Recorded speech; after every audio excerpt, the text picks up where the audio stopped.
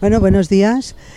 Hoy nos encontramos en la Plaza Bella, en Novelda, y nos encontramos aquí precisamente porque hoy es día 23 de abril, día de San Jorge, día del libro, día de las letras, en conmemoración de la muerte de Cervantes, nuestro gran escritor del Quijote, y de Shakespeare, ¿no? Otro gran escritor inglés. Pero, como hemos comentado, pues el día de San Jorge.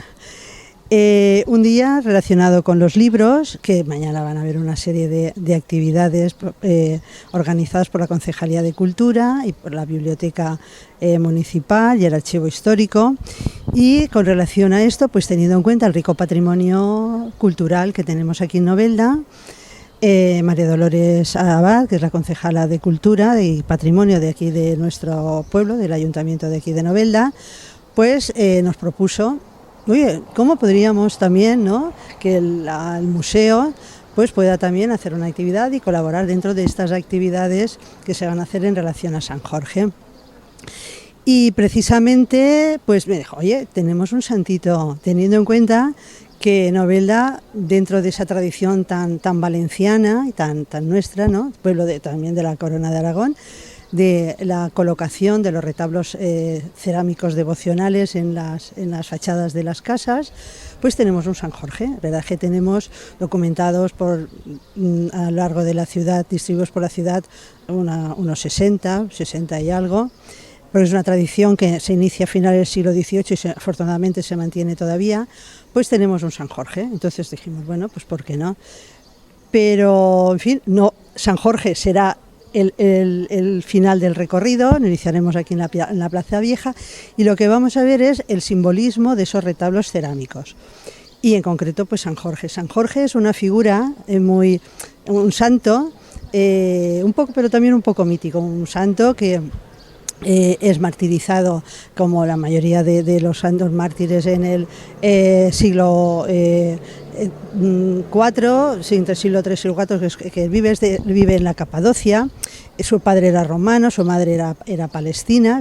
La Capadocia, bueno, sabéis, está en la zona de Turquía, ¿no? Y bueno, pues muere su padre. Y él se enrola en el ejército romano, llega a tener cargos, pero ya en el siglo IV, las últimas persecuciones de Diocleciano hacia los cristianos, él era un romano, tenía cargo en el ejército, pues se declara cristiano. Su madre era palestina, además estaban viviendo en ese momento en Palestina, lo que es hoy Israel. Y entonces, pues claro, es martirizado también. Entonces toda su tradición viene ya desde muy antiguo, porque sobre todo a partir de la Edad Media con las cruzadas. Las cruzadas, tanto por las órdenes militares como los templarios y la orden de los teutones, que es una orden del norte de Europa, pues lo toman como una figura un poco incluso legendaria. Incluso es un personaje que es canonizado en el siglo XV por el Papa, pero incluso el Papa dice unas palabras, o sea, es más un poco mítico toda su figura, esa canonización, no por los actos que había hecho como cristiano, o sea, milagros, ¿no? Dice, bueno, esos milagros Dios los conoce. Bueno, y sobre todo, te digo, la Edad Media es cuando empieza esa figura a representarse más. Por un lado, desde el punto de vista de las batallas, o sea, como defensor del cristianismo, que sabes tú que los templarios lo que van a hacer la reconquista de Jerusalén, como por otro lado, dentro sobre todo de la Corona de Aragón, que es lo que más nos atañe a nosotros, como figura mítica siempre en ese caballo blanco que va a ayudar a los ejércitos cristianos frente a las batallas que se están dando con la reconquista cristiana. Entonces ya en el siglo XI, en una batalla que hay en la zona de Huesca, la zona de Aragón, contra el ejército Ramiro I, el rey de Aragón.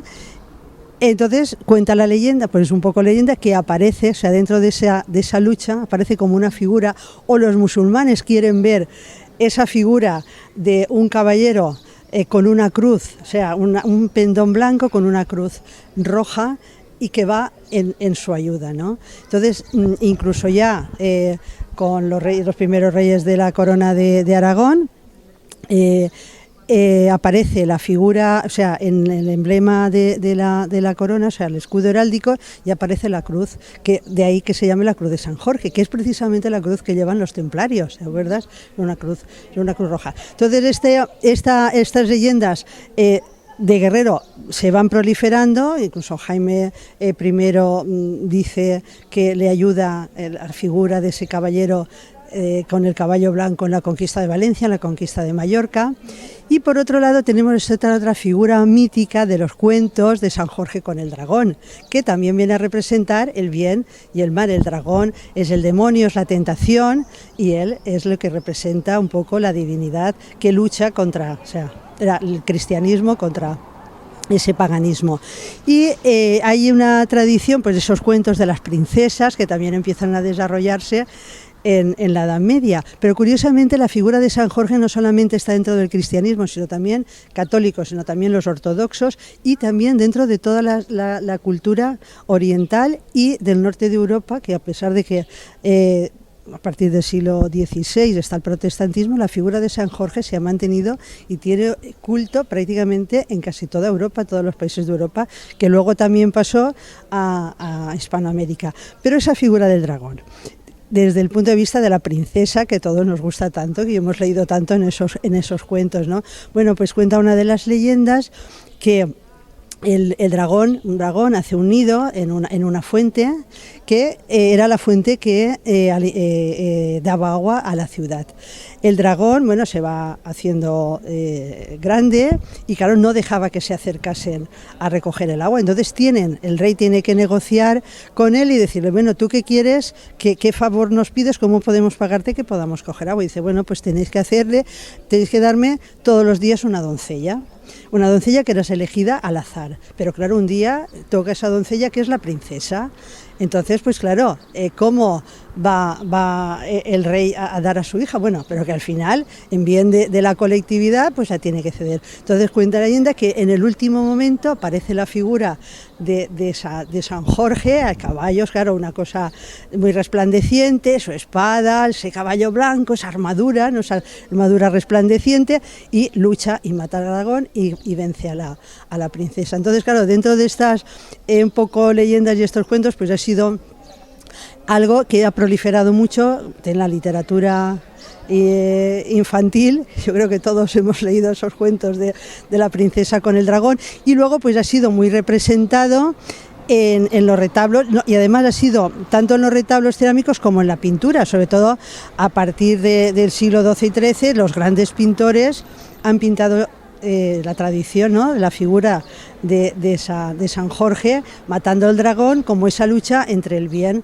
y el mal. Bueno, el propio Rafael, Uccello, que es un pintor importantísimo italiano, Fray Angélico, Durero, bueno, casi todos los grandes pintores del Renacimiento pues han pintado, tenemos pinturas con esta figura mítica de San Jorge. Dentro del recorrido que vamos a hacer, como hemos comentado, vamos a centrarlo en lo que es el casco antiguo de la ciudad.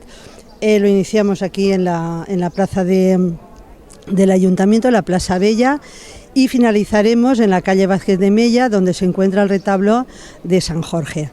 En esa calle, que hemos dicho que es Vázquez de Mella, antigua calle Las Parras, esta figura de San Jorge, que es de finales del siglo XIX, principios del XX, pues se colocó en esa calle porque las familias de allí, de esta calle, sobre todo una familia, pues como que tenía mucha devoción a San Jorge, ¿no? Entonces propuso el que hiciesen un retablo, se colocase en la fachada, que precisamente el que se encontraba antiguamente no estaba colocado en esta fachada, estaba en otra, como después veremos.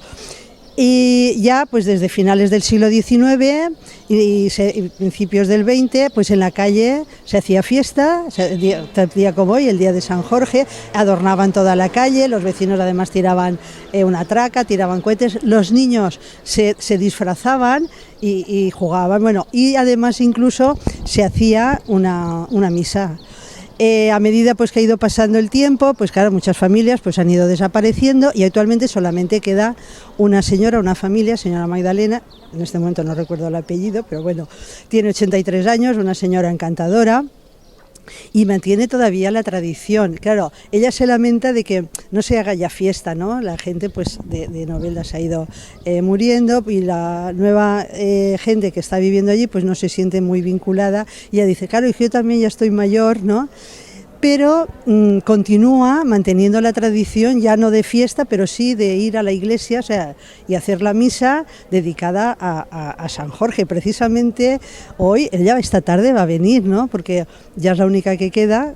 Desafortunadamente, pues ya como digo, tiene 83 años, incluso su hermana murió pues ahora a principio de enero y incluso llevaban el cuadro, tienen en su casa un cuadro, además la estampa es la misma figura, que luego está el retablo representado, es decir, San Jorge matando al dragón, luchando con el dragón, pues lo sacaban a la calle, incluso lo traían a la iglesia. Y ahora ella me dice, claro, yo ya el cuadro ya no lo puedo llevar, pero bueno, la tradición desde luego la mantiene y creemos pues que eso es una cosa pues muy bonita, ¿no? De que hayan pasado los años, porque ella cuenta, dice, yo este cuadro no era, dice, yo lo he visto siempre en mi casa, era de mi abuelo y mi abuela ya me decía que ella ya había conocido un cuadro, dice que era mucho más grande que lo teníamos en casa, ¿no? O sea que le tenían mucha devoción a San Jorge. Y entonces, pues bueno, pues hoy vamos también un poco a hacer este recorrido y en cierta medida, pues bueno, un homenaje también a esta familia que ha mantenido esta tradición. Muchas gracias. No, muchas gracias a vosotros.